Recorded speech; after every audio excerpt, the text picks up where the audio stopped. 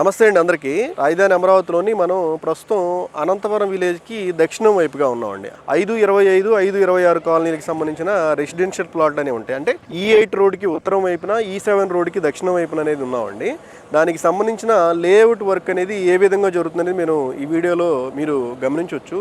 BSR company వాళ్ళు దీన్ని ఒక ప్రతిష్టాత్మకంగా తీసుకొని చాలా సర్వేంగా కంప్లీట్ చేయడానికి, అంటే ఆల్మోస్ట్ మనం గమనించవచ్చు 2-3 లేయర్స్ వర్క్ అనేది కంప్లీట్ అయిపోయింది.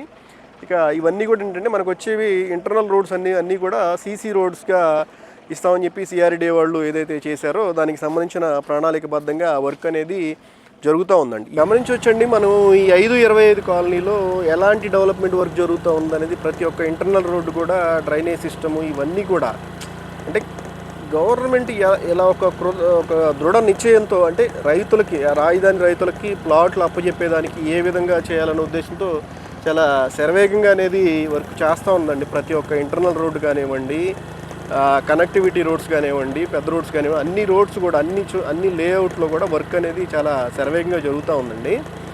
ఈ పరిసర ప్రాంతాల్లో మనకి ఎక్కువగా ఏంటంటే రెసిడెన్షియల్ ప్లాట్ 525, 526 కాలనీలకు సంబంధించిన రెసిడెన్షియల్ ప్లాట్ అనేవి మనకి ఎక్కువగా అమ్మకానికి ఉంటాయండి. అలానే ప్రైస్ కూడా, అంటే మిగిలిన లేఅవుట్ మొత్తానికి కూడా పోల్చుకుంటే ఈ లేఅవుట్లో కొద్దిగా తక్కువ ప్రైస్కి మనకి దొరికే ఛాన్స్ ఉందండి.